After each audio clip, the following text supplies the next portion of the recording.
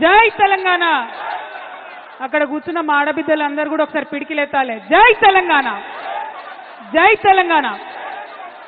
ఇవాళ తెలంగాణ జాగృతి ఆధ్వర్యంలో గౌరవనీయులు అపర భగీరథుడు, తెలంగాణ యోధుడు, పెద్దలు, తెలంగాణ ఉద్యమ నాయకులు, తెలంగాణ రాష్ట్ర తొలి ముఖ్యమంత్రి కేసీఆర్ గారికి రాజకీయ దురుద్దేశంతోని కాళేశ్వరం కమిషన్ పేరుతోని నోటీసులు ఇవ్వడాన్ని నిరసిస్తూ ఇక్కడ చేపట్టినటువంటి ధర్నాకు ఇంత పెద్ద ఎత్తున హాజరైనటువంటి తెలంగాణ వాదులందరికీ కూడా ఉద్యమాభివందనాలు తెలియజేస్తా ఉన్నాను.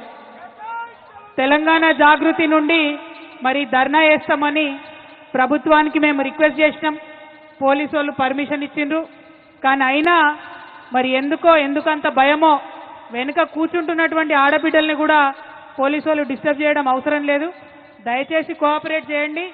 విత్ పర్మిషన్ చేస్తున్నాం ధర్నా, మేము ఉట్టిగా చేస్తలేము. రెండవది, జిల్లాల నుండి వచ్చేటటువంటి మా నాయకుల్ని మీరు బైండ్ ఓవర్ కావాలని చెప్పి బలవంతంగా పోలీస్ స్టేషన్లకు తీసుకెళ్లడం, మంచిర్యాల్ మా పెద్దపల్లి జిల్లా అధ్యక్షుని, అట్లానే మా కందుల ప్రశాంత్ని, ఇట్లాంటి వాళ్ళందరినీ మంచిర్యాల్ రామగుండ జిల్లాల్లో మరి బైండ్ ఓవర్ కావాలని ఫోర్స్ చేస్తున్నటువంటి కండెం సురేష్ గారిని అందరినీ కూడా అరెస్ట్ చేస్తా ఉన్నారు. ఇది కరెక్ట్ కాదు. ప్రభుత్వం పర్మిషన్ ఇస్తే ప్రజాస్వామ్యం, ప్రజాపాలన అని చెప్పుకుంటున్నారు. మా వాయిస్ వినిపించనియాలి. అంత భయం అయితే పర్మిషన్ ఇవ్వకండి. ఎందుకోసం భయపడుతున్నారు ఇవాళ ముఖ్యమంత్రి గారు కానీ ప్రభుత్వం కానీ? ఎందుకంటే మీరు చేస్తున్నది 100% తప్పు అన్న విషయం మీకు తెలుసు. ప్రజాక్షేత్రంలో మేము మిమ్మల్ని ఎండగడతామన్న విషయం తెలుసు.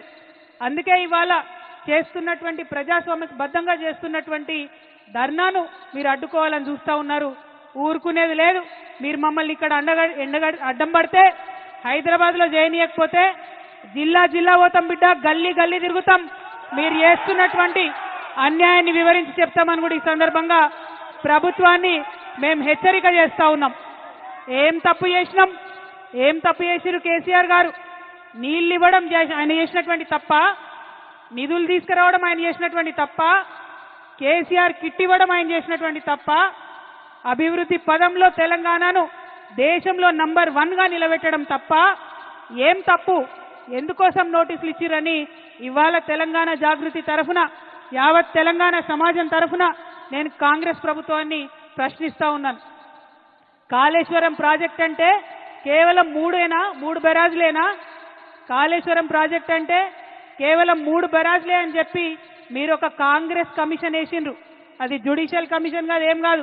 కేవలం అదొక రాజకీయ కమిషన్, కాంగ్రెస్ కమిషన్. అది 21 పంప్ హౌజ్లు ఉన్నాయి కాళేశ్వరంలో, 15 రిజర్వాయర్లు ఉన్నాయి, 200 కిలోమీటర్ల పైచిల్కు టన్నెళ్లున్నాయి, 1500 కిలోమీటర్ల పైచిల్కు కాలువలున్నాయి.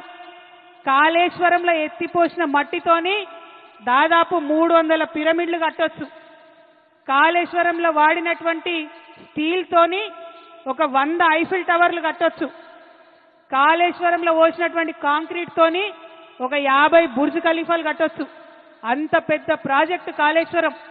కాళేశ్వరం ప్రాజెక్టు మొత్తం కంప్లీట్ అయితే 35% తెలంగాణ భూభాగానికి సాగునీరు ఇచ్చేటటువంటి ప్రాజెక్టు కాళేశ్వరం ప్రాజెక్టు. 40 టీఎంసీలతోని శాశ్వతంగా హైదరాబాద్కు మంచినీళ్ళు ఇచ్చేటటువంటి ప్రాజెక్టు కాళేశ్వరం ప్రాజెక్టు. 16 టీఎంసీలతోని మన పరిశ్రమలన్నిటికీ కూడా నీళ్ళు ఇచ్చేటటువంటి ప్రాజెక్టు కాళేశ్వరం ప్రాజెక్టు. ఇన్ని ప్రయోజనాలున్న ప్రాజెక్టు, ఒక నదిని మొత్తం ఎత్తిపోసినటువంటి ప్రాజెక్టు, ఎక్కడో 90 మీటర్ల అడుగున ఉండే నీళ్లను 630 మీటర్ల పైకి ఎత్తిపోసేటటువంటి project. Multi level lift irrigation scheme, మామూలు multi level lift irrigation scheme కాదు, world's largest multi level lift irrigation scheme. నేను ఇవాళ ఛాలెంజ్ చేస్తా ఉన్నా, కేసీఆర్ కాబట్టి, గట్టి గుండె కాబట్టి, ధైర్యం ఉంది కాబట్టి ఇటువంటి ప్రాజెక్ట్ని ఆయన ఆలోచన చేయగలిగిండు. ఈ కాంగ్రెస్ ప్రభుత్వం కనీసం కల కూడా కనలేదు అటువంటి ప్రాజెక్టు కట్టాలి తెలంగాణకని. ఆయన తెలంగాణ యోధుడు, నీళ్ల కోసం పుట్టినటువంటి ఉద్యమం కాబట్టి గోదావరి నదిలో నీళ్లు మన వాటా మనకు రాకపోతే తెలంగాణ ఎడారిగా మారుతుందనే విషయం కేసీఆర్ గారికి తెలుసు కాబట్టి ఇంత పెద్ద ప్రాజెక్టుకి ఆయన రూపకల్పన చేసిండు. అంతకుముందు రాజశేఖర్ రెడ్డి గారు ప్రాణహిత చేవెళ్ల ప్రాజెక్ట్ అని పెట్టి కేవలం 16 టీఎంసీలు తెలంగాణకు వచ్చేటట్టుగా ప్లాన్ చేస్తే కేసీఆర్ గారు దాన్ని మార్చి 16 టీఎంసీలు నిలవ ఉండడం కాదు 141 టీఎంసీలు నిలవ ఉండాలే అని రిజర్వాయర్లు 15 రిజర్వాయర్లు కట్టిండ్రు. నా తెలంగాణ రైతు ఎన్నడూ కూడా మొగులకు ముఖం పెట్టి చూడొద్దు, వాన పడ్డా పడకపోయినా తెలంగాణ సస్యశ్యామలంగా ఉండాలని కట్టినటువంటి ప్రాజెక్టు కాళేశ్వరం ప్రాజెక్టు. మీ అందరికీ తెలుసు, ఆనాడు జలయజ్ఞం పేరుతో ధనయజ్ఞం చేస్తే మెగా కృష్ణారెడ్డి లాంటి వాళ్లకు 90% కాళేశ్వరం పనులు ఇచ్చిండ్రు. మనం తెలంగాణ తెచ్చుకున్న తర్వాత కంటిన్యూ చేసుకుంటూ పోయినాం, రీడిజైన్ చేసుకున్నాం ఆ ప్రాజెక్ట్ని. ఇవాళ నిర్మల్కి, నిజామాబాద్కి, కరీంనగర్కి, వరంగల్కి, మెదక్కి, నల్గొండకి, ఖమ్మంకి ఇన్ని జిల్లాలలో లక్షల ఎకరాలకు నీళ్ళిచ్చే ప్రాజెక్టు కాళేశ్వరం ప్రాజెక్టు. డైరెక్ట్గా 20 లక్షల ఎకరాలు, ఇండైరెక్ట్గా ఇంకొక 18.5 లక్షల ఎకరాలకు, అంటే టోటల్గా కాళేశ్వరం పూర్తయితే 40 లక్షల ఎకరాలకు నీళ్ళు వస్తాయి. అవన్నీ పక్కకు పెట్టిండ్రు. కేవలం ఒకటే ఒక కుట్ర, ఏంది? కేసీఆర్కు పేరు రావద్దు. రైతు బంధు ఇచ్చినందుకు కేసీఆర్ని గుండెల్లో పెట్టుకున్నారు రైతులు. వాళ్ళు మర్చిపోవాలి కేసీఆర్ని బద్నాం చేయాలి. అందుకోసం వేసినటువంటి కమిషన్ ఇది తప్పితే ఇంకొకటి కాదు. ఇవాళ నేను ఛాలెంజ్ చేస్తా ఉన్నా ముఖ్యమంత్రి గారిని. మీ గురువు గారు చంద్రబాబు నాయుడు గారు 200 టీఎంసీ గోదావరి నీళ్లు ఎత్తుకపోతా ఉంటే బనకచెర్లకు నేను తీసుకుపోతా అని ఆయన బాజాప్తా కాలర్ ఎగ్రేసి చెప్తా ఉంటే ఎందుకు మీకు ధైర్యం వస్తలేదు లేఖ రాయడానికి? అపెక్స్ కౌన్సిల్ మీటింగ్ పెట్టమని మీరు ఎందుకు అడగలేకపోతా ఉన్నారు? क्या मजबूरी है भाई रेवंत रेड्डी साहब का? कई को नहीं लेटर निकले? हमारा पूरा गोदावरी आंध्रा को लेके जा रहे, हमारा पानी पूरा आंध्रा को लेके जा रहे, क्यों नहीं लेटर लिख रहे? ముఖ్యమంత్రి గారు నేను డిమాండ్ చేస్తా ఉన్నా, గోదావరి పెన్నా లింకేజ్ పేరుతో ఏదైతే ప్రాజెక్టు కట్టి బనకచెర్లకు నీళ్లు తీసుకుపోతా ఉన్నారో అది మీరు తక్షణమే ఆపాలే. మన భూభాగంలో తుపాకుల గూడెం దగ్గరనే ఆ లింకేజ్ పాయింట్ ఉండాలని చెప్పి మీరు ఇమీడియట్ గా కేంద్ర ప్రభుత్వానికి అపెక్స్ కమిటీకి లెటర్ రాయాలని తెలంగాణ జాగృతి తరఫున ప్రభుత్వాన్ని డిమాండ్ చేస్తా ఉన్నాం. అదే విధంగా ఇంకొక మాట మనందరం ఆలోచించుకోవాలి. మనం ఒక చిన్న ఇల్లు కడితేనే అనేక ఇబ్బందులు అవుతాయి, ఏదో ఒక సమస్య వస్తుంది. ఇంత పెద్ద ప్రాజెక్టు కట్టి 40 లక్షల ఎకరాలకు నీళ్లు ఇవ్వాలంటే చిన్న చిన్న సమస్యలు చాలా వస్తాయి. ఈ మేడిగడ్డ పిల్లర్ ఒకటి కుంగింది, ఇంకొక రెండిటికి పగుళ్ళు వచ్చినాయి. మరి రిపేర్ చేయొచ్చు కదా? రిపేర్ చేసి కేసీఆర్ గారు ఎట్లయితే 20 లక్షల ఎకరాలకు నీళ్లు ఇచ్చిండ్రో ఇవ్వచ్చు కదా?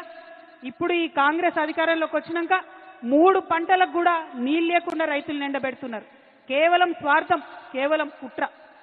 మరి ఇదే మెగా కృష్ణారెడ్డి గారు 21 పంప్ హౌజులు ఉంటే 20 పంప్ హౌజులు ఆయనే చేస్తాడు మెగా కృష్ణారెడ్డి. మెగా కృష్ణారెడ్డిని కమిషన్ ముందుకు పిలిచే ధైర్యం రేవంత్ రెడ్డి గారికి లేదు. చాలా సిగ్గుపడాల్సిన విషయం. ఇవాళ కాంగ్రెస్ ఉందంటే ప్రజల కోసం పనిచేస్తలేదు, కమిషన్ల కోసం, కాంట్రాక్టర్ల కోసం మాత్రమే పనిచేస్తున్నది. నిజంగా తెలంగాణ పౌరుషం చూపించాల్సినటువంటి సమయం వచ్చింది.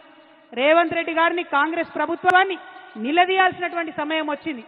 మీరు కేసీఆర్ గారికి నోటీస్ ఇచ్చే ముందు 90% పంప్ హౌజులు కట్టినటువంటి కాంట్రాక్టర్ని ఎందుకు ఇడిచిపెట్టినరో ప్రజలకు చెప్పాల్సినటువంటి అవసరం ఉన్నది.